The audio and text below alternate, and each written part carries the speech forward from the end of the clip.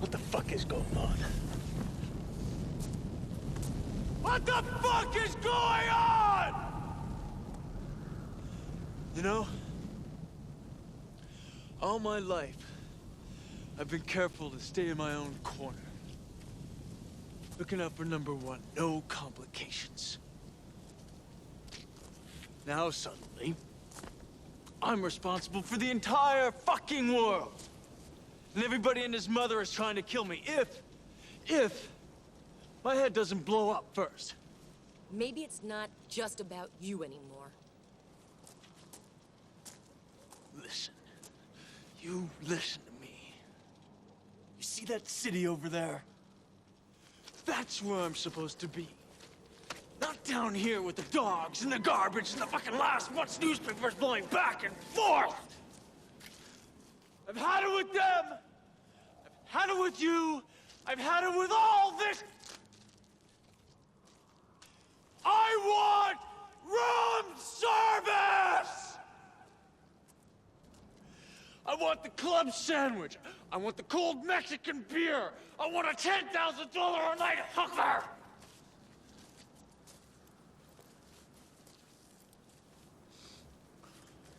I want my shirts laundered. Like they do at the Imperial Hotel in Tokyo.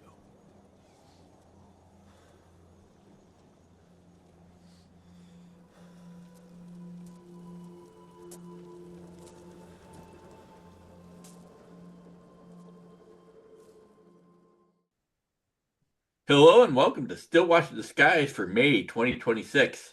I'm Robert Reinecke. I'm Nat Elmorel. I'm Cody Lang. Every month we explore the lesser discussed science fiction movies of the past. Some famous, some obscure, some good, some bad, some hard to describe, all which we believe will create interesting conversations. And, I probably should delete that we talk about the science fiction movies of the past, because are we going to talk about science fiction movies of the future? I don't think so. That brings us to this month's film, 1995 Johnny Mnemonic. Cody picked this month's film and is going to tell our listeners all about the film. And then we'll have a discussion. So you have the floor, Cody. Thanks. Johnny Mnemonic from 1995, directed by Robert Longo. Synopsis I'm getting from Letterboxd.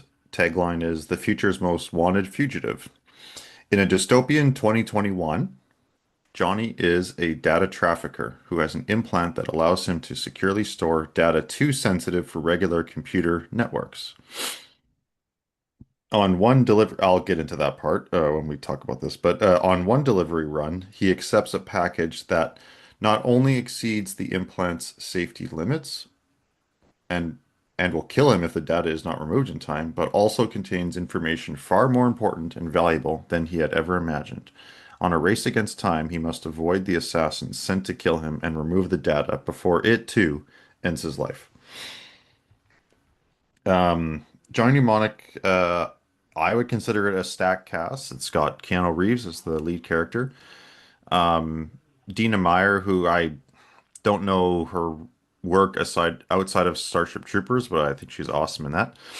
Takashi Kitano, Ice-T, Dolph Lundgren, Henry Rollins, Udo Kerr, and a bunch of others I didn't recognize, but I thought that was a pretty stacked cast for a film. Yeah, it was written. So the film is a adaptation of a short story by William Gibson, the same title, Johnny Mnemonic. He had written the screenplay for the film, and he worked with the director for many years to get it made. Why he picked this film out of his short stories to sort of adapt himself, I'm not too sure. Like, we have covered another one of his films, New Rose Hotel. In terms of both stories, I would think like both are equally good. I kind of prefer New Rose Hotel as a story. Like the general plot, I prefer a bit more. I much prefer the film to this one, but so I'm not sure like what made him want to adapt this over others, especially since that he had novels like at this point in the 90s that could have been adapted, but whatever. Um, so yeah, I'll just throw it to you guys. I'll let whoever is most eager and to Well, start off, and we'll real get the ball rolling. real quick, like, is it? I know this was in production um, for a while, and but like, is it the case? I imagine kind of what got it pushed through is that there's the ability or the opportunity to tie it into the rise of the internet. Um, but did he have like other ones that he really wanted to get made? Because didn't like Scanner Darkly have like a long production history and a couple other Gibson? Well, Uh, well, I think Scanner Darkly is Philip K. Dick. oh, you're right. You're right. Yeah. Sorry. Yeah, I think William Gibson was tied up with Alien 3 for a long time there. Yeah, well, Yeah. that's the other thing I was going to get into was that he was writing scripts for films that were not his books and short stories too. Hmm. Um, I just don't know why like this one was the one he picked. Like, but I don't think like he was tied up with other stuff per se. Like maybe he was. Like Well, they've been he's a trying to make pretty. Neuromancer, or at least had been trying to make Neuromancer for like a really long time. Oh, totally. Yeah, no, I agree. Yeah, it's just like he doesn't usually write the scripts to the films that get adapted. Hmm. So I think like there was some reason behind that, but um, I don't know if he's ever like I personally think Neuromancer would work as a film. Like I think it would work as a It's a film heist film, or and to a certain point, is a heist film. So yeah, yeah, or like a Hmm. TV series, maybe even better. But yeah, like I'm a bit curious because the story is. I wouldn't say it's anticlimactic, but it's not something. It's something you would see in like in an episode of television. It's not Hmm. like the stakes are not as crazy as in this film because like the big difference is that there's no virus Hmm. that is having to be cured, right? Or that people are worried about. hmm And like some of the reveals are shockingly obvious. Um, Uh, yeah, I didn't even know there were reveals, but yeah. yeah. But yeah, Well, let's start getting into the film and then I can try to yeah. explain where it diverges. It diverges a fair amount from the novel. Yeah. Yeah. I since I'm already squawking, I can jump in. I think one more thing on it too is that that I guess it sort of I, I mean it kind of was in production hell, but then I it does have a significant budget behind it, and I don't know if that's just counting for like all the costs during the entire development phase. It doesn't look like a cheap movie. Um, but I think originally it was intended to be something that was like a way more modest budget and in black and white, and not intended to be somewhat of a blockbuster, or at least like the final form of it was very, Not very an different. action film, I think. Yeah, Yeah. yeah. Um, it so it wants to be noir. It wants to be DOA, is what it wants to be. Yeah, exactly. mhm, Yeah. yeah, That's a really good one. Yeah. That's a good comparison. yeah.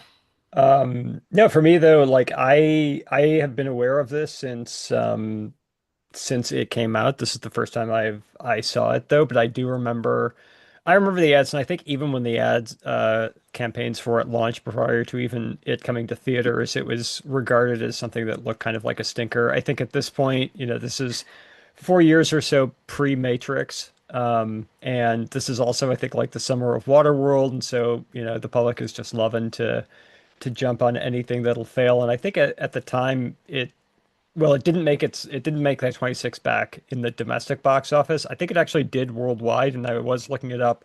Apparently, this is like one of the most successful, if not the most successful, William Gibson film, um, like adapted from his works. I think, some one that he'd be associated with. I think you're right, or you mentioned kind of before Alien 3, would definitely be that. But there's also not like a huge number, I think, of William Gibson adaptations. Anyway, I just never got around to it. Keanu Reeves was still kind of a joke and being made fun of for like his acting, which I think is fair. This is Is this coming off like pre-speed? what's that? This is right after Speed, Okay. but it still is kind of like okay, this is Surfer Dude, and Speed I feel is like at that time more of an anomaly.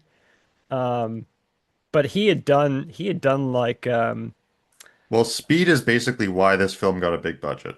Is okay, is is Got it. kind of the Okay. backstory. Yeah. okay. But I mean, Okay. he had done Point Break at this time. He'd done Bram Stoker's Dracula at this time. He'd done Much Ado About Nothing at this time. So Hmm. uh, and He this had I done My Private Idaho by this time. mhm.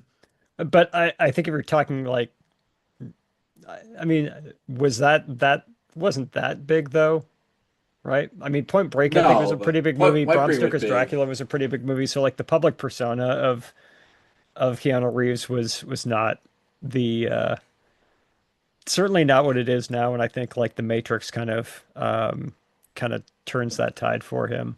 Anyway, um, coming into it not having that high expectations, I guess I wasn't really disappointed. um, it's not a good movie. There's a lot of questions I have, but I will say I was very impressed by basically like the set design and the whole world that they created. Um, that I think was like more impressive than anything else that's going on with the plot, with explanation of like how everything works. And I feel like the world itself kind of clashes with the story. Um, and I would like to spend more time in that world, maybe with something different. Definitely with like Udo Kerr. I'd love to just hang out with him instead. So I did really like that. It has a lot of those elements of the 90s cyber thrillers, but I guess this is one of the first movies to actually have kind of like a representation of cyberspace or the information superhighway, as we would call it at that time. Um, and I guess it's also one of the first instances of somebody like using their hands to manipulate data or access data. Although disclosure was before this, Yeah. but that is kind of like more him wandering around and poking things as opposed to like using a more active interface.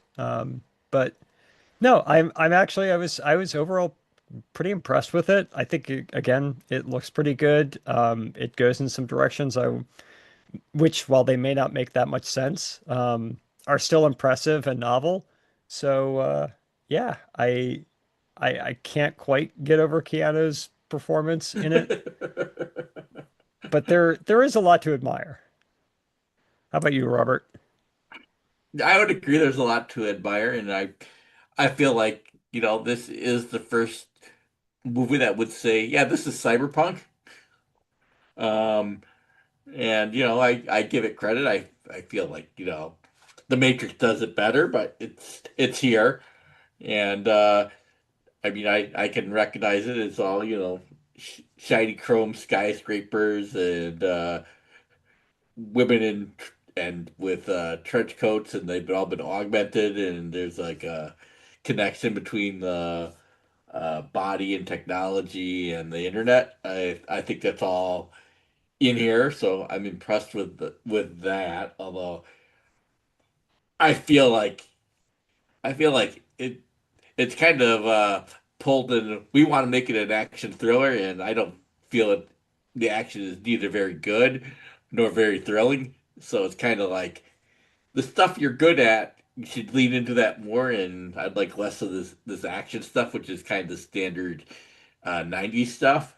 At least that's how I felt about it. It's like I go, you have good ideas, you have an interesting world, lean into that, and I wish you did, and they don't.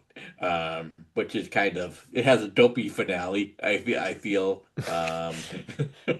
but I'm kind of like, I see the glimpses of Keanu finally putting it all together here, but it's like one of those things where he's trying probably too hard at times, but he's that kind of effortlessly cool, which you want there, and he's capable of. But I mean, I feel like he's not in this cast because you could give him the same role and I feel like he'd nail it today, but he's still trying to figure it out, but maybe because nobody has figured it out yet. Um, and he only has moments, but the uh try to remember his past or he wants to reestablish his past. I feel it's kind of like, yeah, that's something I want them to see them explore more, but if like they downplay that in favor of, oh, let's put some more cool action in there, and I put quotes around cool there. So I didn't hate it. I mean, I came in with low expectations because I know the critical review of it, and I know that even with the black and white cut, that it's still regarded more as a novelty than actually changing the quality of the film. But I was at least open to it, and I felt like it's not great, but it's not terrible. We've certainly watched worse on this for this show. Yeah, Uh, definitely. For me, I was kind of like unfortunately comparing it to Nero's Hotel. I knew it was not like that. I think like as you guys know, I love that film and we covered. I'm not sure if listeners remember, we covered it many many years ago. Very different movie. Doesn't even yeah, aside from being a both William Gibson stories, there's not almost nothing similar between the films. I've seen it a few times. I don't think it's good, like Nat you said, Robert. The main I would I like I've got a fair amount of issues with it. The main thing like is that I think there are a lot of good characters, but I think Keanu's like the one of the weakest parts in the film. Um, I think I don't think changing the story from the short story is necessarily bad. The short story had a very small scope. It was basically Johnny and the in the story the character's name is Molly, not Jane, and she turns up later in Neuromancer, and then later in Mona Lisa Overdrive under a different name. But it's basically them just kind of partnering up, meeting up with the dolphin character so that they can hack his brain, meeting up with the Ice-T crew who kind of give them shelter, and they basically decide that they're going to hack all of these things that are stored in Keanu's brain so they can extort the various people that have contracted them.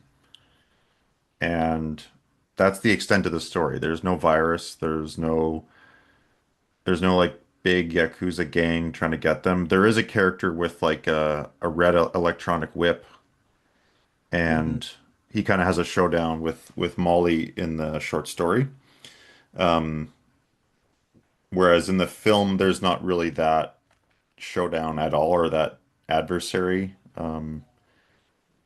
type thing. Like in the Gibson short stories and novels, like this idea of like a bodyguard or like a mercenary bodyguard is like really really prevalent. So like Mhm. when Molly finds out that there's another character that kind of matches her skills as a fighter, she's kind of like really excited about that. Whereas normally she's pretty um, kind of aloof and just kind of does her job. Even though she's like a good person, like she's not too excited, but when she actually meets someone who kind of gives her a challenge, like that kind of makes her a bit more motivated. Um, in the And short the story, female is kind of deadlier than the male in the from what I've read of William Gibson. yeah, so typically, yeah, exactly. So typically in the novels, like especially with Molly's character in Johnny Mnemonic and then in Neuromancer and Mona Lisa Overdrive, like she is like the muscle, like she kicks major ass. Um, she also has way more obvious cyber enhancements. Like her fingers are basically like Wolverine fingers, like they have like retractable claws or I guess knives or whatever that she can just kind of take out and like slice people. Her eyes are covered over with like a chrome pair of glasses that are kind of like fixed on her face. Um, and then it's explained a bit like her ear duct or her ear ducts, her tear ducts have been rerouted into her mouth so that when she cries, she spits out the tears. So in the film, they're not doing that at all. I think maybe for budget reasons, like Mhm. I think the Jane character is okay, not too crazy about her. The main characters I like are all the side characters. I really like Udo Kerr. I really like Takashi Kitano. Um, Dolph Lundgren, not in the short story. Really good addition. Really? Uh, no, no, he's not in the short story. Are Oh. you saying really that I like it, or really that he's not in the Oh, story? the second I saw Dolph Lundgren show up, like even though his name is like second on the poster, I didn't realize that he was in this movie. But that does make sense for it Yeah, being a cover pick. I find Jesus Oh, I think it's allusions hilarious. very interesting. The Well, Jesus not dagger is interesting, but amazing. It is hilarious. He has the best lines. Like when he comes out of nowhere near the it end and he says Jesus time, I like lost it. I thought that was so funny. yeah, I shouldn't say interesting. I just found it like a non sequitur, and I'm wondering where are they getting at here? I know. I just loved it. Like I just thought it was such a weird thing. And there isn't like a character like that in the Gibson books or the short stories that I've read, but it's kind of could work. Like it could Yeah, work. There might not be like an exact character, but like there are lots of weird ass characters. And I feel like some of the Catholic stuff comes from like Frank Miller, routed into yeah, I'm not I sure, this. but I I totally really see enjoyed it. that. Yeah. Well, I also like the idea of somebody who is way more analog than everyone else in the world around him. But um, did Well, they ever actually? technically as he's seen as very cybernetic because it's so Ice-T has a line where he says oh, that guy's where he says like, "Oh, I know that guy. Like he's so addicted to getting implants that he'll just take any job for money." But at the same time, he's very religious, you know?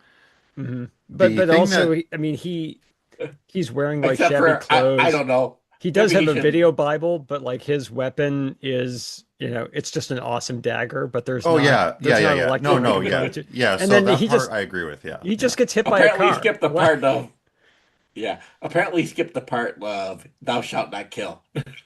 Yeah. But But like he's like indestructible. that's Like he is his like whole body is like the Terminator except for his head.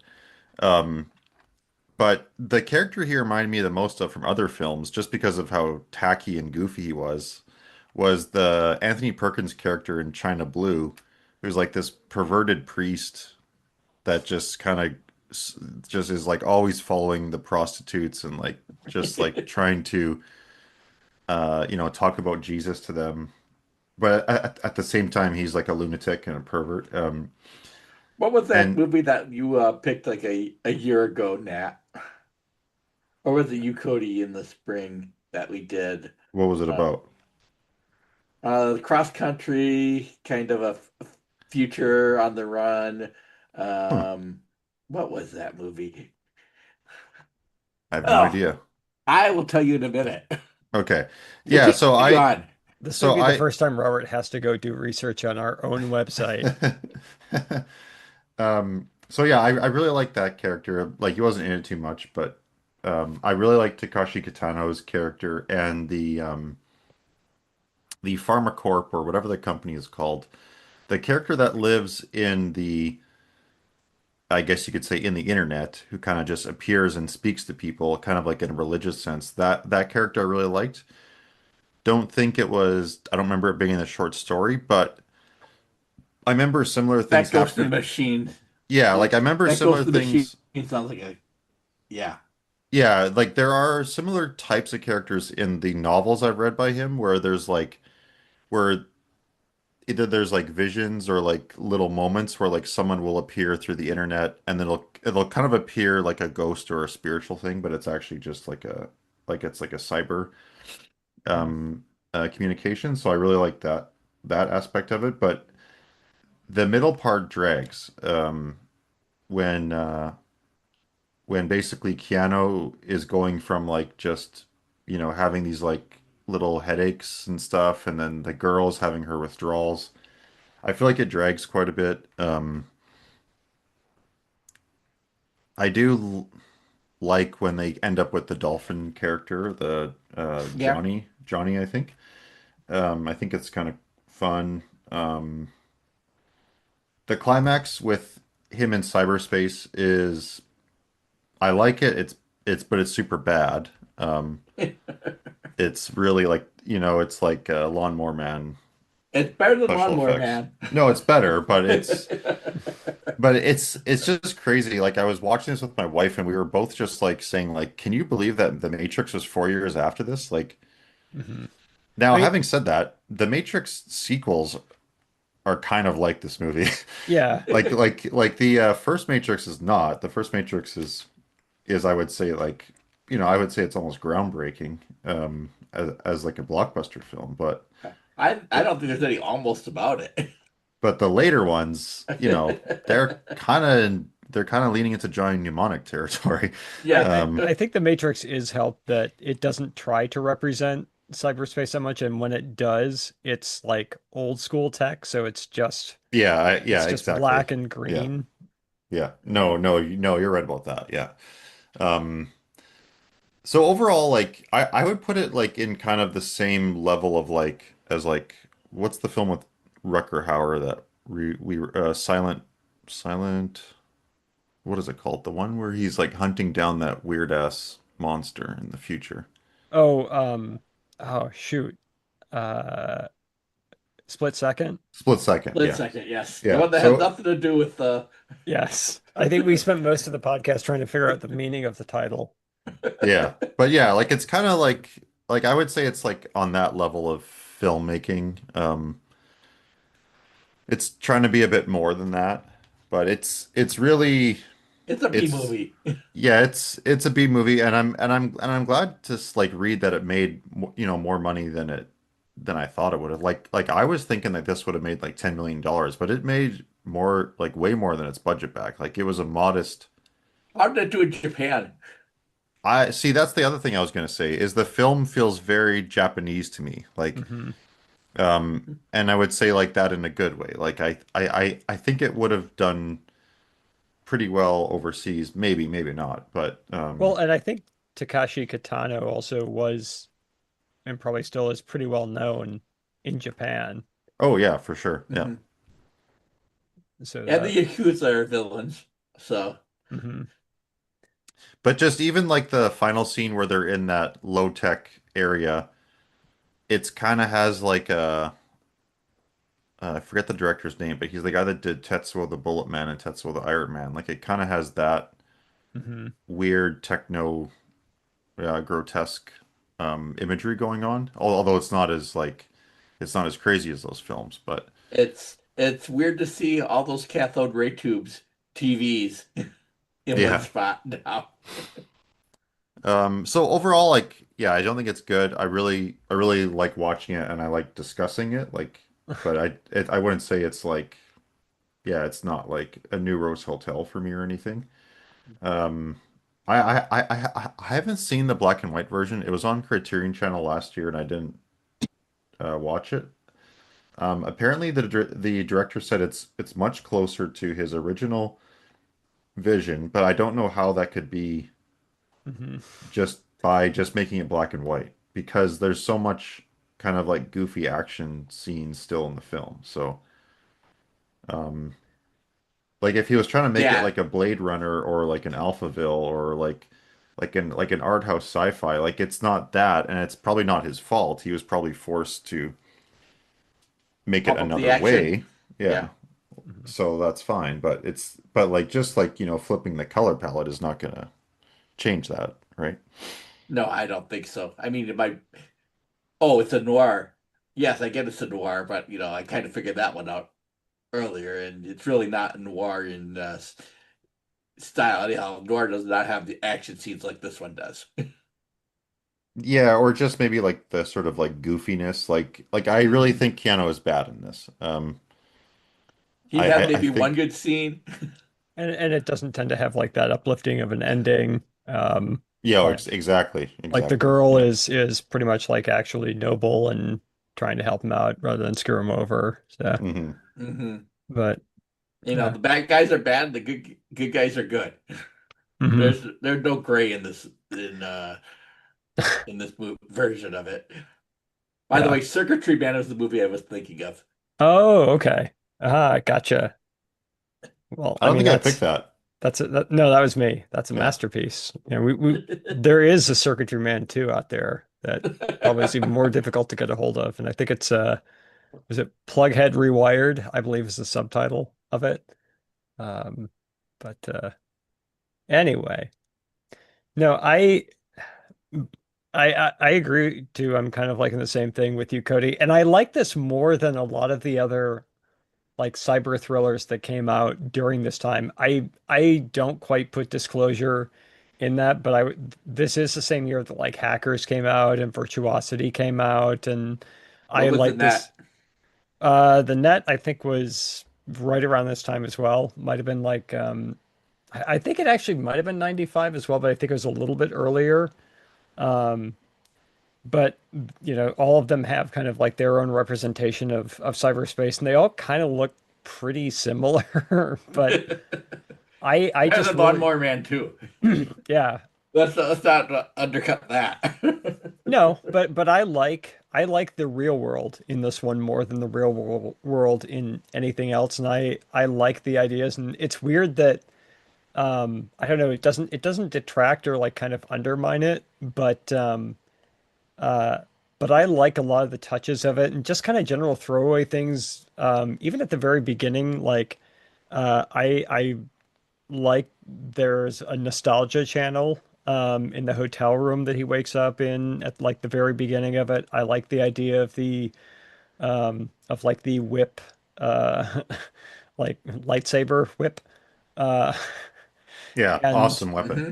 yeah, and just kind of like how the different cities are presented, like going from this weird luxury in China to basically just like slums of Newark, and just all the stuff that they have to go through to get data, and it's all so ridiculous too. Like it doesn't Hmm. even the general premise of it is like, okay, so he's basically a courier. Like, couldn't you have just sent an email, especially in 2021?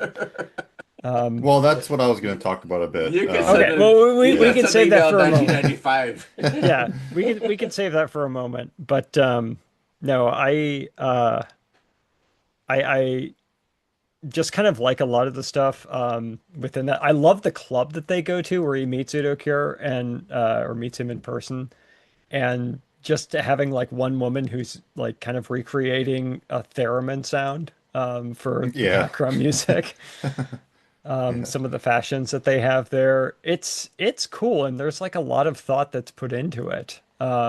Like I really do appreciate that. And again, I kind of want to see more of this world than I do with Johnny's story. And then the dolphin comes in, and it is kind of fun too because this is sort of the point where it's like you have all of these things converging, and we look back on it now as being like really, really hokey. And it was for like a lot of it could have been hokey or probably was hokey at the time, but also like which stuff is kind of the first to do this and which is hokey. Even the dolphin, like that's got to be a nod to Sequest or got to be inspired from Sequest to some Or extent. Day of the Dolphin. Uh, I mean, I don't know if that was as in the public consciousness at that time, but I think Sequest had at least been on for a year at that That time. could be. Um, and and for that they did have like a talking dolphin. Its name was Darwin. That's the name of the hotel at the beginning of this movie.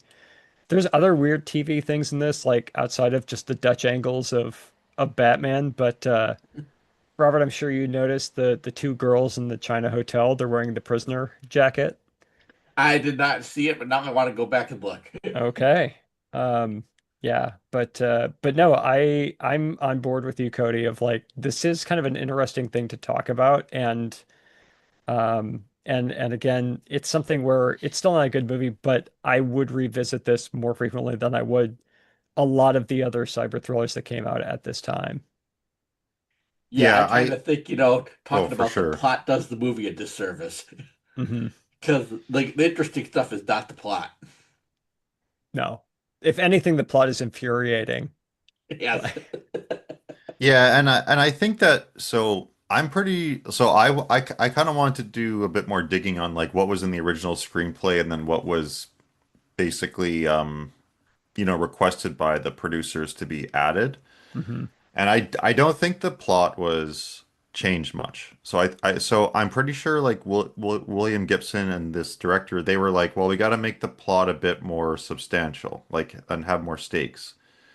Because really the short story is just the guy turning on his employers and saying like, screw you, I'm going to extort you once I figure out how to hack my own brain. Yeah. It's and there's no like There's no virus. ticking clock. Yeah, well, there's no ticking. Well, there might be. No, there is some. No, there is like a bit of an issue with that. Yeah, but Okay. it's not as like elaborate or it's not as like crazy in this. It's more. It's just more that he's just getting jerked around a lot, and then he just decides to like take his fate into his own hands, which is yeah, so like that's why I would say it's more like a TV episode than like a full movie, which is also why I was curious why like they would decide to do this out of his short stories, but whatever.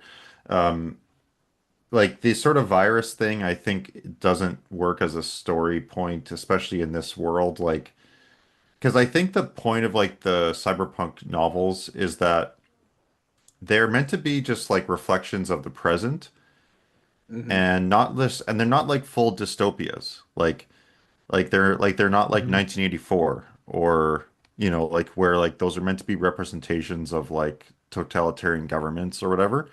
No, Like the the whole corporations don't want to control you. They just want your money. yeah, but like the whole point of like cyberpunk and like, some Philip K. Dick novels is just like it's just meant to like be like here's what it's like now. Let's just extend it a bit more. Let's make it more globalized, have some imperial stuff, people going to the moon or Mars or whatever. Environmental disaster that's, causing the planet to be like really crappy to live in, but it's not that we're all going to die. It's just that we have really horrible lives and we kind of just keep going.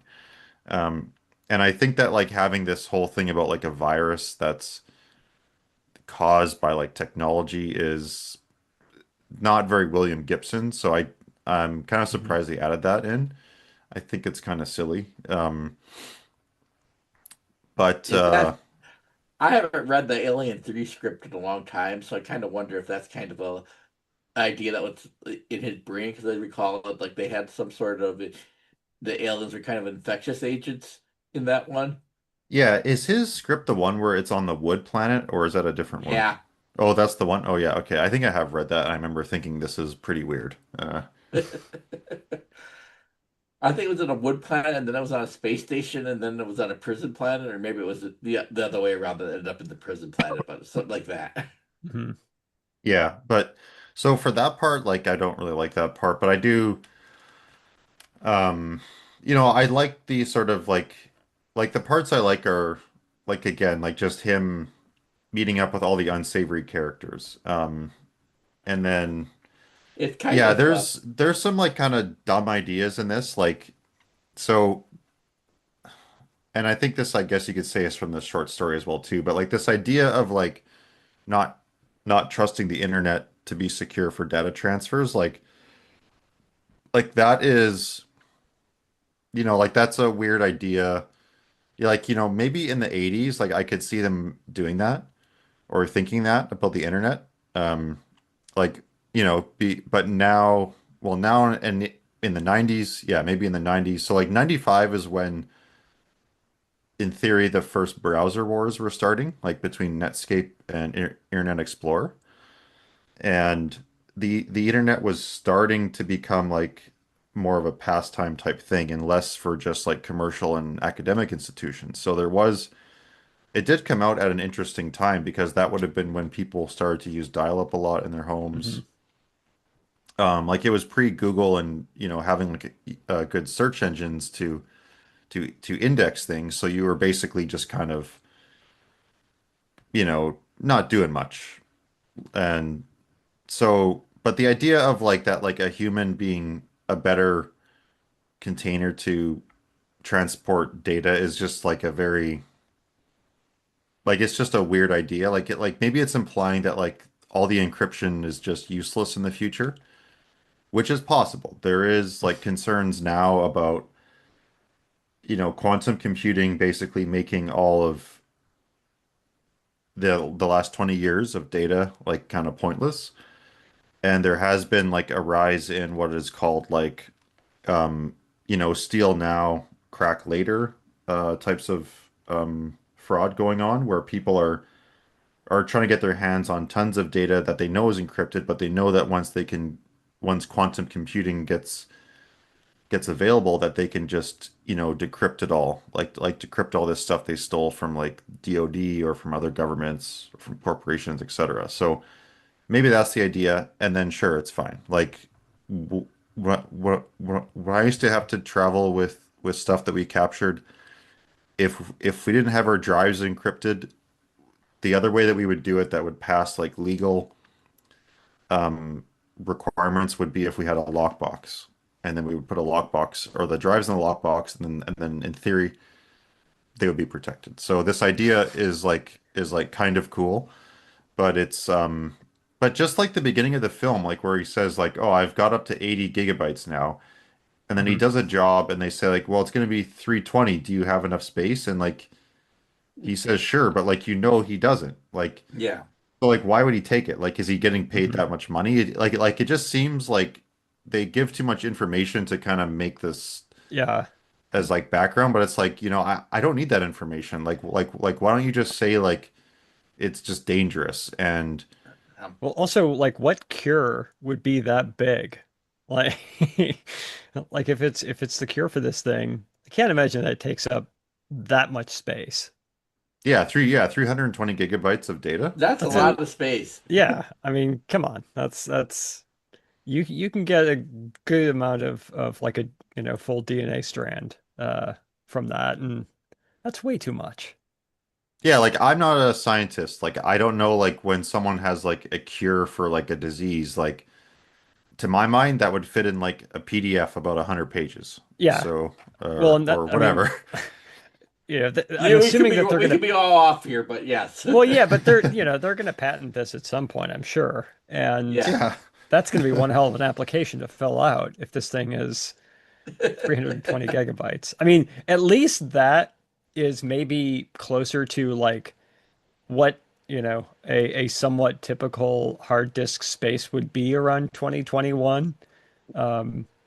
Give or take. Actually, It's, terabyte probably would be yeah. closer to that, but I mean, you could probably fit it on a flash drive in your pocket these days, but mhm. it's not a bad approximation for, 30 years ago. Yeah, yeah, exactly. When we were still using like the not not the floppy disk, but the hard disk that we would refer to as floppy disks. So the Yes. three Yeah. by five, not the 5 1/4. So it's Um it's not bad. I But and I always find it funny when films are like there's a lot of films that are like this now, obviously, because we're in 2026. But I do like watching sci-fi films where they're set in that is now the past. Yep. yep. I always get a kick out of it. Like there isn't much beyond to say. 2001, Well, 2000, 2010. yeah, Hmm. yeah, there you go, yeah. But isn't like Blade Runner now in the past? Yes. Yeah. Yeah, and Escape Back to from the New York Future has been too. in the past for We're well almost past 30 the years. Terminator Sorry, timeline. Yeah. sorry. Which one, Robert? We're past the Terminator timeline. Oh yeah, right. Yes. I will say I like that it takes place in the future, but it's like an arbitrary number in the future because the movie came out in 1995 and it takes place in like 2021.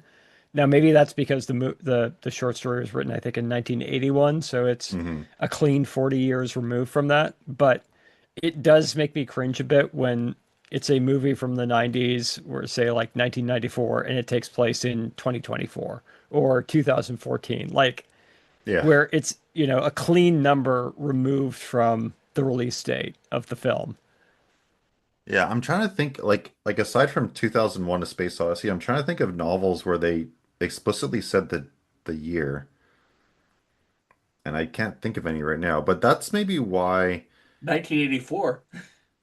Oh, Yeah, but which was right. supposed to originally be 1948, but Yes. Yes.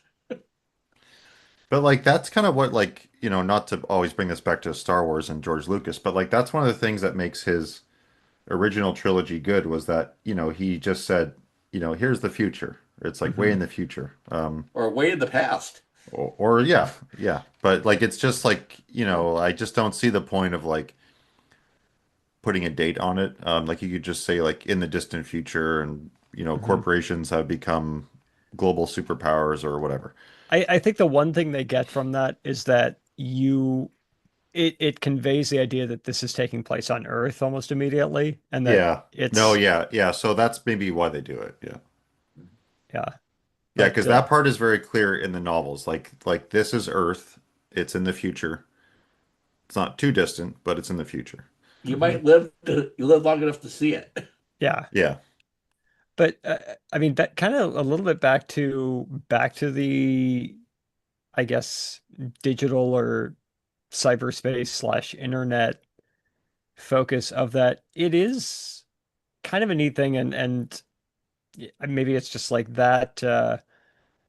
The 90s representation of it, but you have like this subworld or this alternate universe that in these films tends to create its own culture, and all the people are what one would potentially, or at least a screenwriter or executive in Hollywood would consider cool at that time, where they're wearing shades all the time. Um, Mhm. they have like weird grunge-like clothing, but then that also is kind of like the threat as well. Um, so just that sort of idea of like this new world and like the culture that comes from it, and like you said, Cody, sort of the dangers that result from it when it's basically just at that time people kind of being delighted and giggling at logging onto AOL and being told that they have mail. Hmm. Especially when like this looks nothing like the internet at that time. Like, I mean, the internet was pretty much outside of, crappier layouts, poorer graphics, weird GIFs that would constantly show up on it. It really hasn't changed that much. So, like, all of these movies' representation of the internet or cyberspace, like, there's no real frame of reference there. There's nothing, that anyone who is using the internet at this time would experience, or prior to it, or since then. Yeah, I'm just trying I'm trying to think of like, how much this yeah, like how much so like the scene I'm thinking of is when Keanu Reeves is with Jane, and he's like, I need a computer, I need to get Yeah. to a computer. And he sits down and puts on the gloves. Like that scene, I really like that scene for some reason, but I don't Mhm. like how it keeps cutting back to him like outside of the Not computer, typing. Yeah. and then just him like with the goggles on and the gloves on. Like that looks stupid. Um and again, like it's really hard to film like this stuff. Hmm. Like filming people type on a computer is not fun. Or it's not fun to watch. Or like f filming hacking is not fun to watch. Well, and it's not even No. hacking. Like, Like it kind of is. Like he's like basically like using his fingers to like pierce into things, but it's in a very dramatic and but they have to like represent that in a visual way where yeah, it's something yeah. beyond him just putting text in. So like when he's hacking into the hotel and their password is not an actual like alphanumeric password, but it's like a puzzle Hmm. that he can't bypass by solving the puzzle one way. So then he just has to like rearrange some of the shapes, which I I think that is kind of cool, like as hokey as it is now, and probably was hokey then. I give them credit for like, okay, we are kind of like we have to show this in some way that's going to be visually more interesting than what the actual process would be. Yeah, no, Mhm. because the yeah, well, exactly. Yeah, because Yeah. the Yeah. actual Yeah. process is very boring. Yep. Yeah.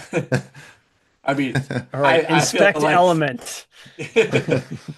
I feel like Spielberg kind of cracked how to do it visually in the Minority Report. I feel like, Johnny Bionic walked so Minority Report could run. Well, even in Minority Report, though, it's like it's looking at the same information just in a different way. Like when they're doing like the Schubert's Unfinished Symphony and he's going through like different files and things like that, it's not quite hacking. He's just like shuffling paperwork, but it's just a cool way of looking at how they would shuffle paperwork in the Sure. future.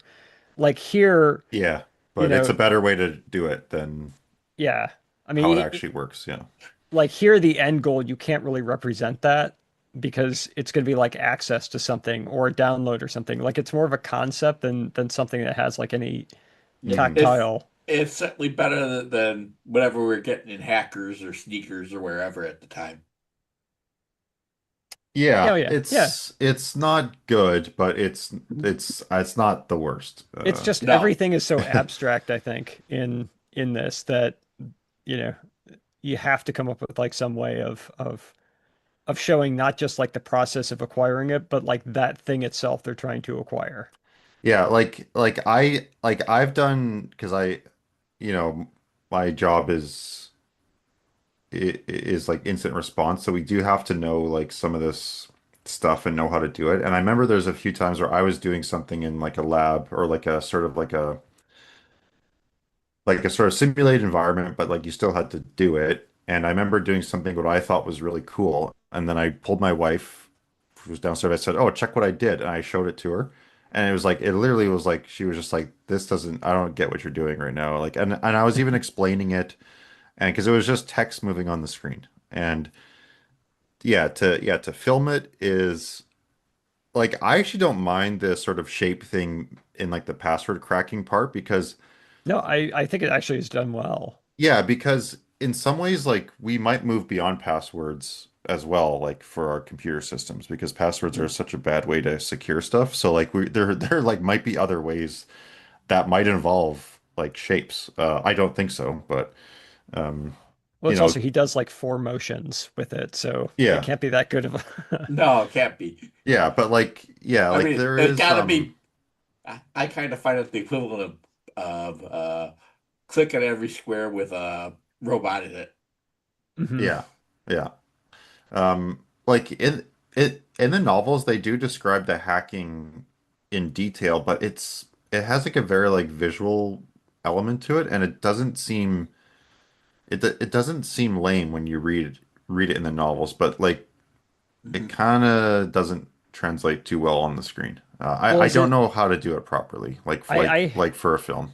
I haven't read really that much William Gibson, so I don't know. Like, I mean, I could easily see, in a Michael Crichton novel, like he would actually go through the process of like what the hacking, like what the literal hacking would entail. I'm sure it'd be like, dumbed down or watered down a little bit, but it wouldn't be more of like a visual Hmm. component to it. One, because it's novel, but even more so, he wouldn't be describing, kind of like what the experience is. It's kind of like he would be describing, here's the process, here's why it's the process, here's why the character is using this process. So is that sort of what William Gibson does, or is his take like No, very, very no, like it's different? very sci-fi. Like it's more like he just uses very expressive language, so like it just seems very dynamic. Like, like you kind of imagine like grids and sheets of things, and then like the characters like, quote unquote punching through them somehow. Like, but they aren't using like computer language like, Hmm. oh, they brute forced this password and it took 12 hours or whatever, and then he got in. It's like it's more like dynamic and forceful. Hmm. I think they were trying to do that in this movie, but um yeah, I just don't think it was filmed very well. Like I think like you're just like you shouldn't be cutting back to him outside of the computer with his hands just waving, you know, in the air. Yeah, I that's wonder if Um that's that's also not like a a go ahead. that doesn't provide us any information we don't know. Yes, of well, it course he's also just doing that. looks funny. Yeah, It does. it's not cool and it's providing us information, so it's I wonder bad. I wonder too if it is. I mean, well, one, they kind of have to do that because the Yakuza are closing in on him while he's doing that, so they have to cut Yeah. back because she has No, to it's warn true. him that. Yeah. But I agree, it is ridiculous. But I also wonder if that's a studio note where it's like, well, people aren't going to understand and be able to tell what's going on if we don't cut back to him like actually doing Hmm. this. I don't know if that's actually the case, but I feel like that also is a pretty common trope during this time, or like in these sorts of movies that I mean, Disclosure, for example, does the same thing where, Yeah, um, they will cut back and they're gonna forth. catch you. Hmm. You're so distracted in this other world that you're not. concentrating on this world where the danger is. Hmm. Yeah, yeah, like no, like you're right. Like there's no good way to do it.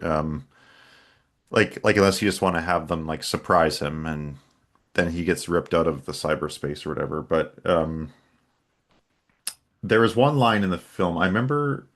So early on, I think it was either early on or in the middle, where they're talking about, network communication, blah blah blah, all that stuff, and then they just start mentioning faxes, and I was just like Oh, laughing at that, yes. like just like, Yes, it's I think like, that's early on. Yeah. yeah, I was like, okay, so they're they're able to like They're visually faxing the hop. photos, aren't they? Yeah, they're able Yeah. to yeah, they're able Yes. to visually, represent like someone like dynamically going through cyberspace, but then we're faxing we're Yeah. faxing messages.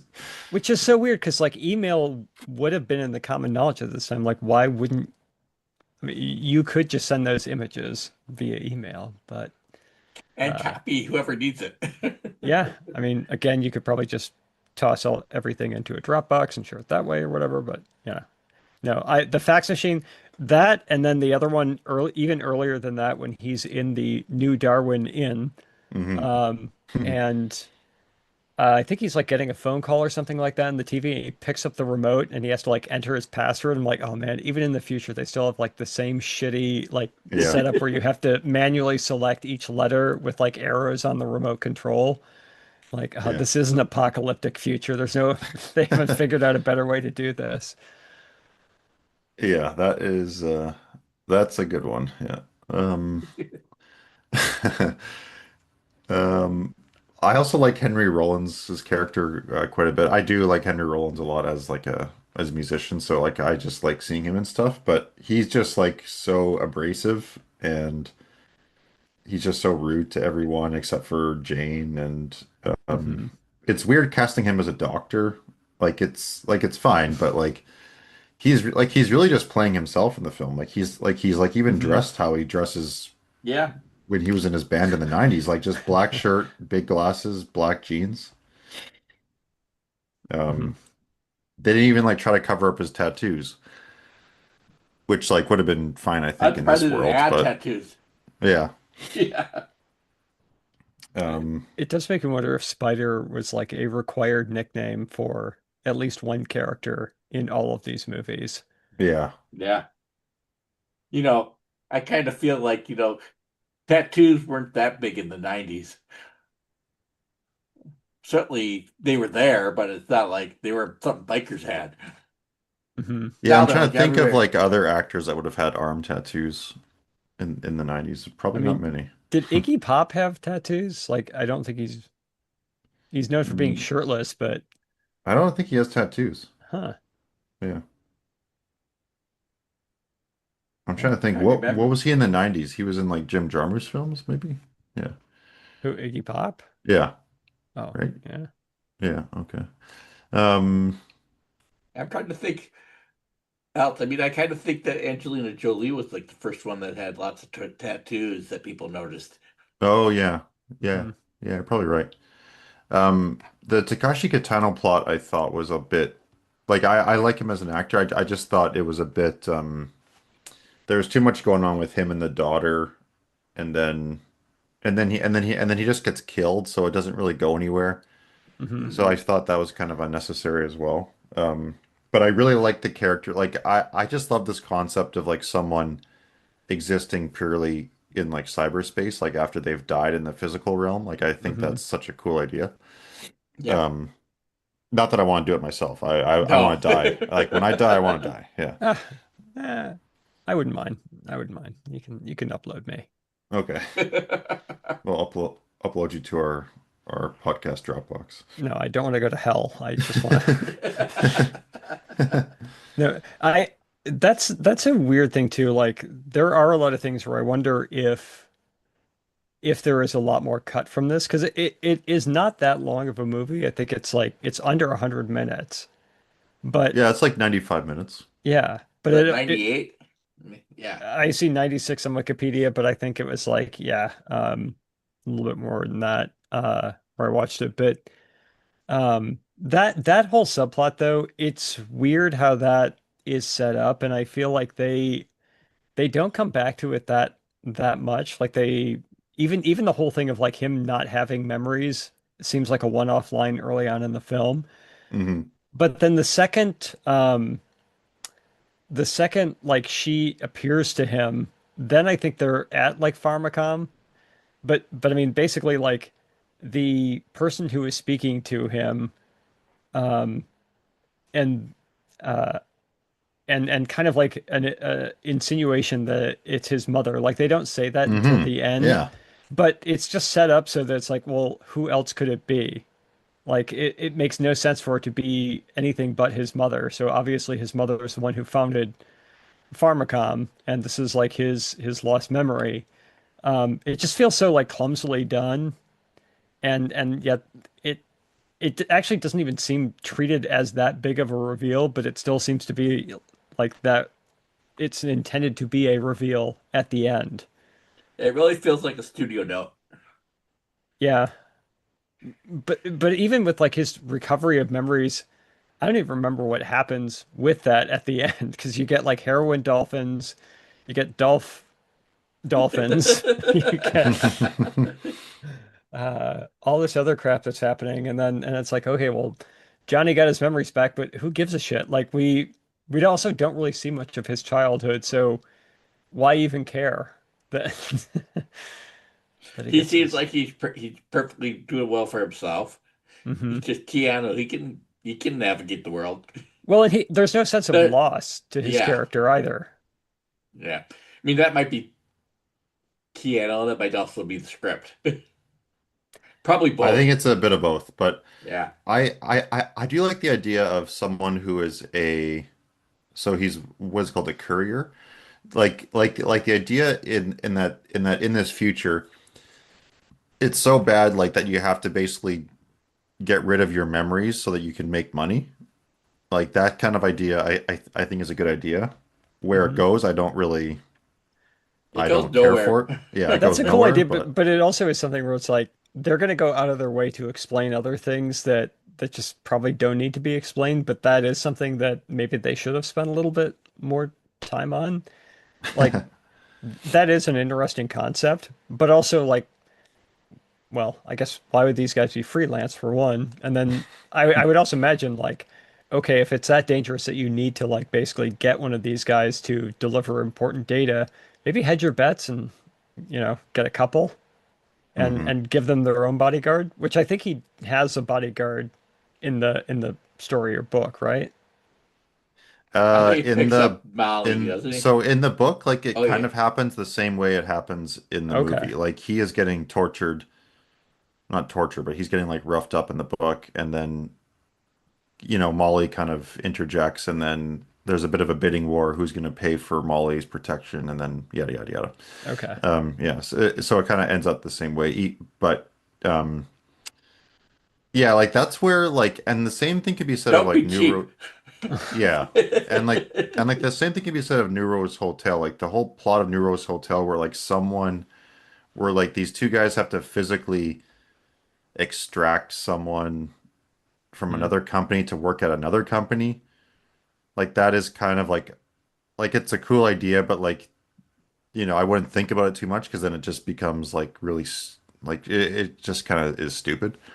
Um, because like it's just like why would you need that service? Hmm. Like um, anyway, like it's not like they're escaping like North Korea or whatever. They're just escaping another company. Yeah.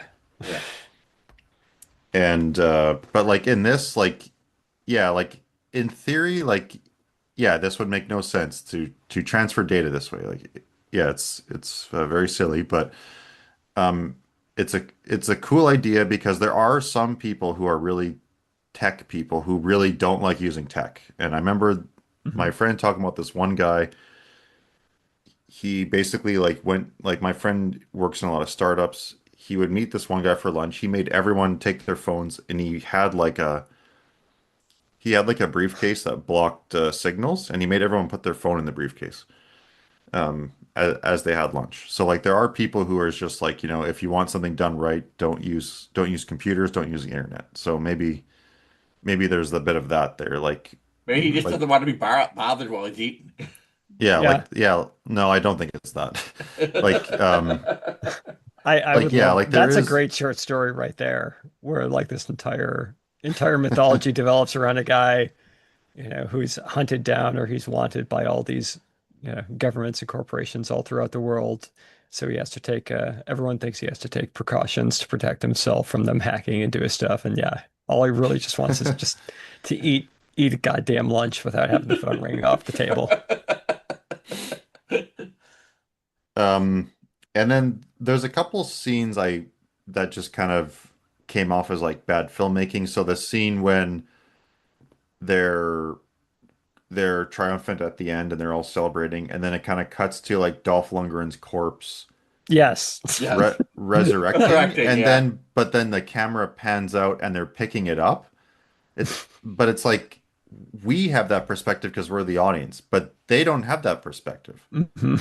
So the tension is completely fabricated for us, the audience, but it's from no other character's perspective because they can see the body getting picked up. Like it's such a weird way to film a scene. Yeah. And I'm not explaining it It's a well, cheat. and I'm sure the listeners who haven't seen the film are like, what is he talking about? But like, like you'll see what I mean when you watch the end. Like it's just a really cheap way to like add suspense. And makes no sense from like a filmmaking or Why do you need the suspense at that point anyhow?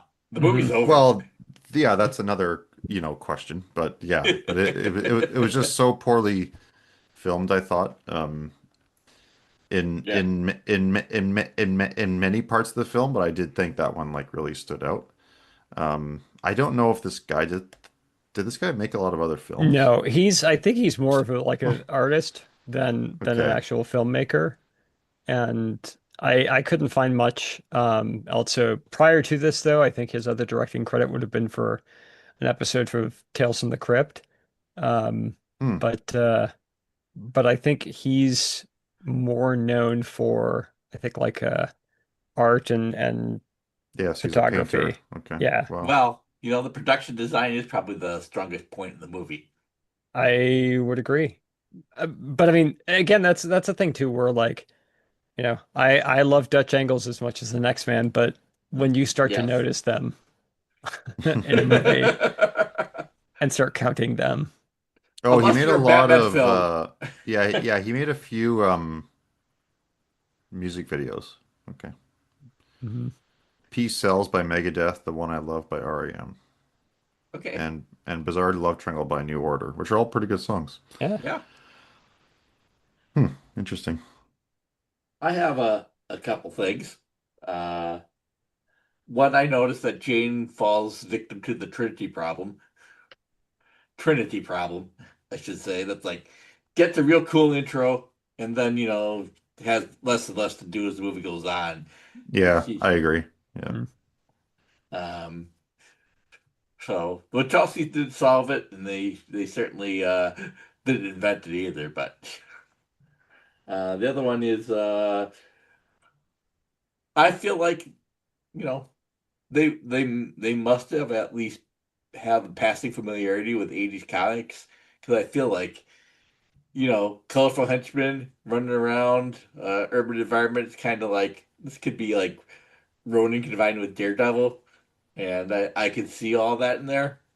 Um, so I feel like that's kind of fun, but it's only so far. I mean, it'll come further, have a further flourishing in the 21st century, but at least I feel like it's there. I mean, it's not your best. Even at the time, I would say there are better representations of comic books out there, but I feel like it's there. Somebody's read some Frank Miller, if you ask me. Okay. Yeah. I can see that. And I think that's all I have. Do you have anything, Nat?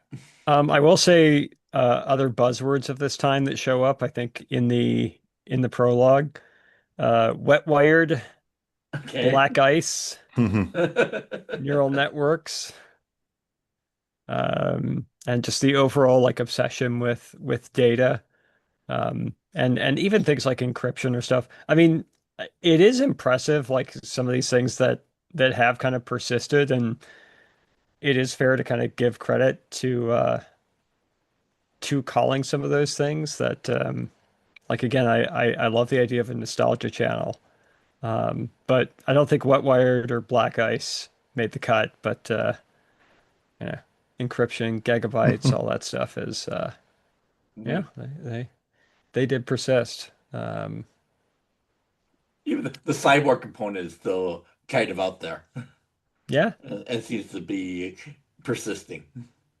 hmm Well, and I mean, a global pandemic in 2021, maybe, Um, accidentally stumbled upon that one, maybe, but well, I'll give it to them.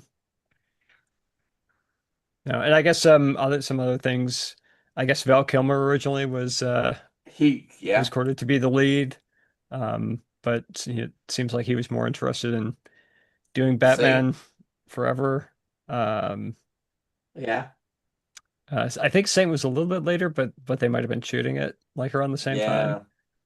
yeah, Um, yeah, just yeah. I'm sure Batman Forever paid better for his bank account.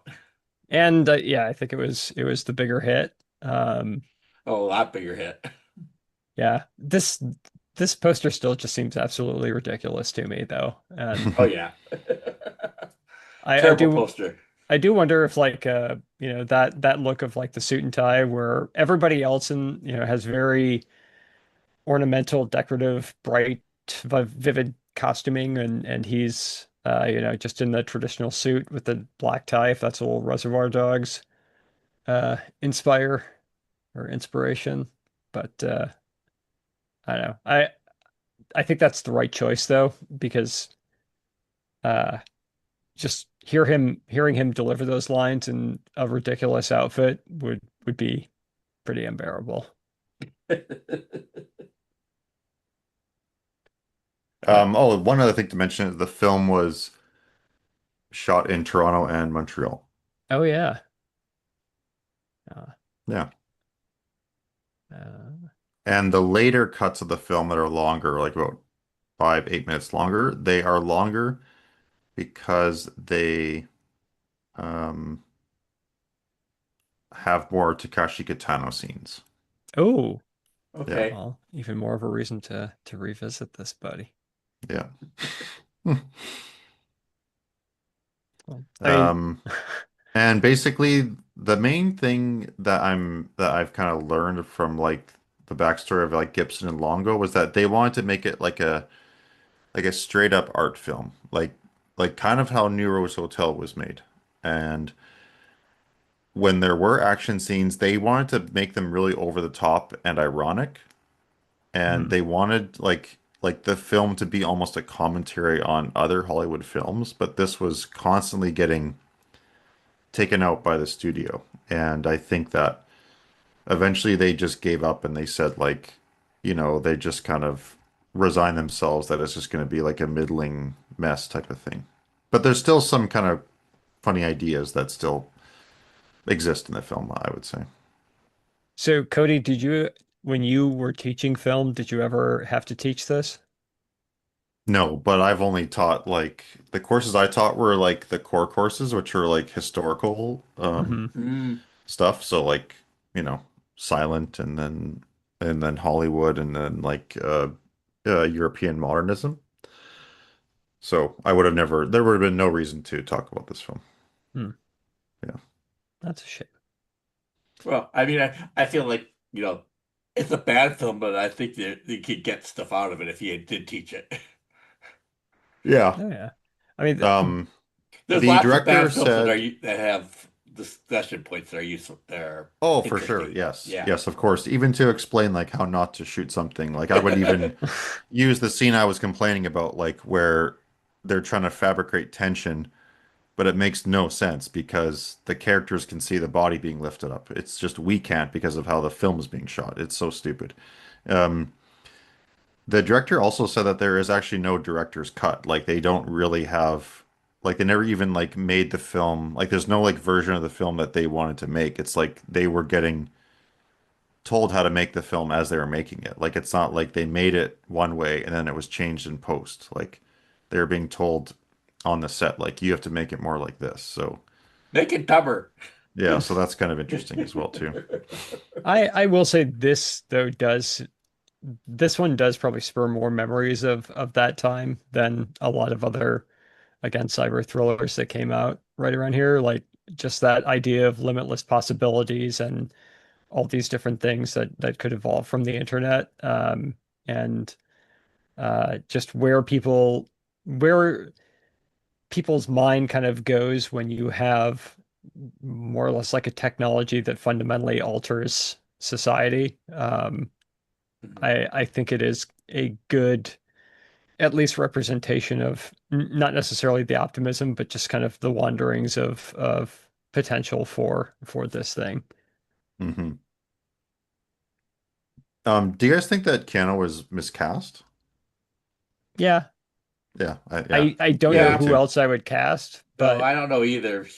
I mean, I'm sure knowing Keanu said like, yeah, I get what you're going for. I'll do it. Hmm. Mhm. But, I, I think I, you want somebody who has more of a noir shading to him than Keanu well, does.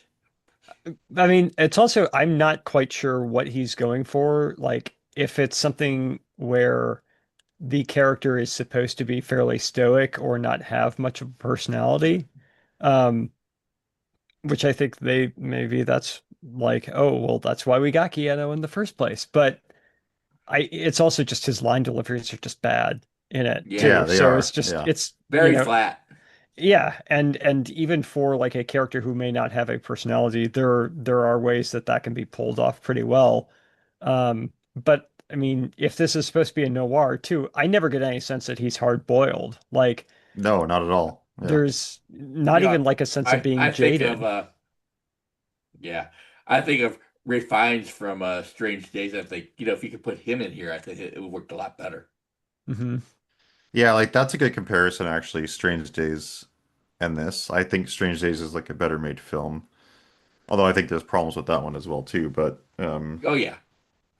yeah, like the main thing is that just like Keanu, like he just seems kind of all over the place with his performance. Like he's too like he is actually nothing like a noir character. Like he's way too um emotional, which I don't like using that word, but like he's just kind of whiny sometimes, Hmm. and then sometimes he's like way too like Mr. Cool Guy. Like I don't know, it's just like it's just a bad performance.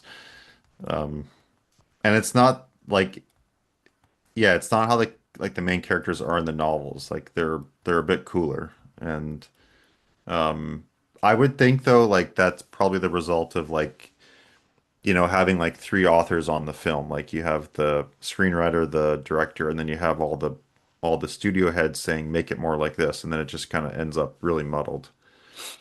Make him more likable. Make Or all the or less characters more likable. likable.